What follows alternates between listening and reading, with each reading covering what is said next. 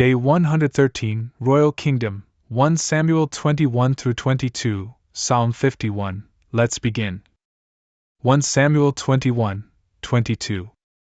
Then David went into Nob, to the priest Ahimelech. And Ahimelech was astonished that David had arrived.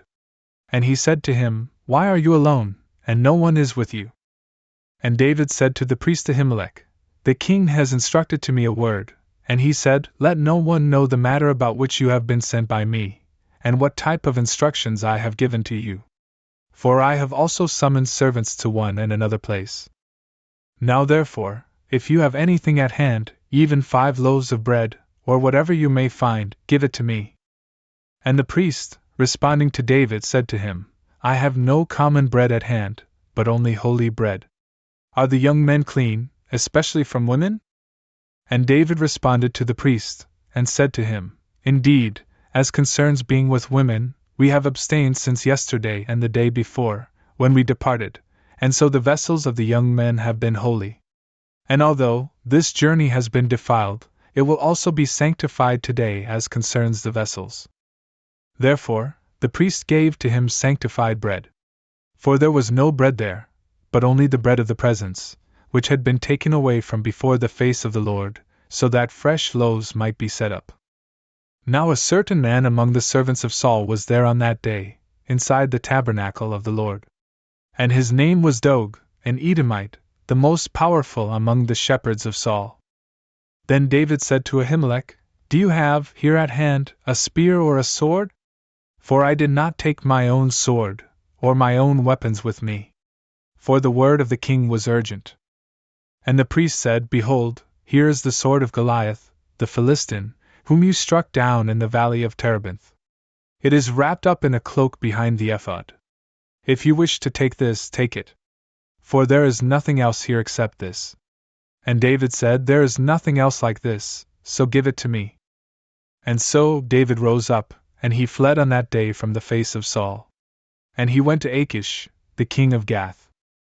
And the servants of Achish, when they had seen David, said to him, Is this not David, the king of the land? Were they not singing about him, while dancing, saying, Saul has struck down 1,000, and David 10,000?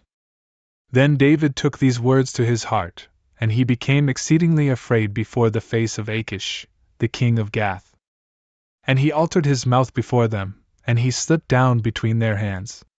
And he stumbled against the doors of the gate. And his spit flowed down his beard. And Achish said to his servants, You saw that the man is insane. Why did you bring him to me? Or do we have need of those who are mad, so that you would bring in this one, to behave madly in my presence? How did this man get into my house? Then David went away from there, and he fled to the cave of Adullam. And when his brothers and all of his father's house had heard of it, they descended to him there. And all those left in distress, or oppressed by debt to strangers, or bitter in soul, gathered themselves to him. And he became their leader, and about 400 men were with him. And David set out from there to Mizpah, which is of Moab. And he said to the king of Moab, I beg you, let my father and my mother remain with you, until I know what God will do for me. And he left them before the face of the king of Moab. And they stayed with him for all the days that David was in the stronghold. And the prophet Gad said to David, Do not choose to stay in the stronghold.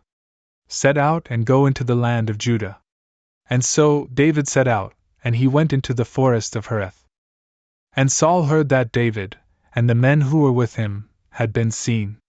Now while Saul was staying in Gibeah, and while he was in the forest that is in Ramah, holding a spear in his hand, with all his servants standing around him, he said to his servants who were assisting him, Listen now, you sons of Benjamin. Will the son of Jesse give to all of you fields and vineyards, and will he make all of you tribunes or centurions? So that you would all conspire against me, and so that there is no one to inform me, especially when even my son has formed a pact with the son of Jesse? There is no one among you who grieves for my situation, or who would report to me. For my son has raised up my servant against me, seeking to betray me, even to this day. Then Doeg, the Edomite, who was standing near, and who was first among the servants of Saul, responding, said, I saw the son of Jesse in Nob, with Ahimelech, the son of Ahitub, the priest. And he consulted the Lord for him, and he gave him food.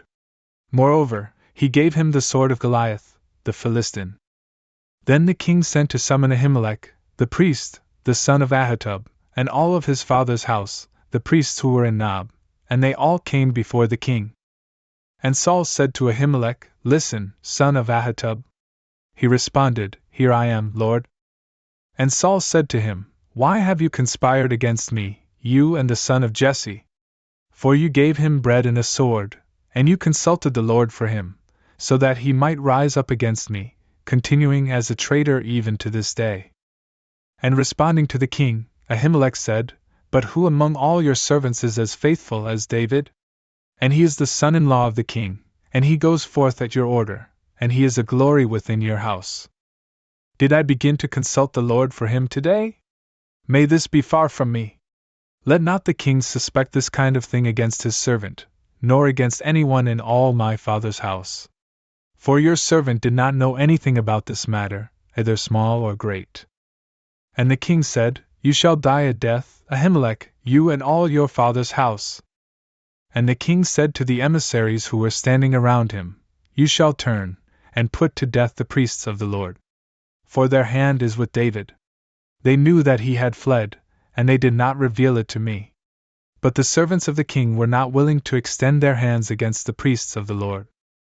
And the king said to Dog, You shall turn and rush against the priests. And Dog, the Edomite, turned and rushed against the priests. And he massacred, on that day, 85 men, vested with the linen ephod. Then he struck Nob, the city of the priests, with the edge of the sword. He struck down men and women, little ones and infants, as well as ox and donkey and sheep, with the edge of the sword. But one of the sons of Ahimelech, the son of Ahitub, whose name was Abiathar, escaping, fled to David. And he reported to him that Saul had slain the priests of the Lord. And David said to Abiathar, I knew, on that day when Dog, the Edomite, was there, that without doubt he would report it to Saul. I am guilty of all the souls of your father's house. You should remain with me. Do not be afraid. For he who seeks my life seeks your life also, but with me you shall be saved. Psalm 51. Unto the end. The understanding of David. When Dog the Edomite came and reported to Saul, David went to the house of Ahimelech. Why do you glory in malice, you who are powerful in iniquity? All day long your tongue thinks up injustice. Like a sharp razor you have wrought deceit. You have loved malice above goodness, and iniquity more than speaking righteousness.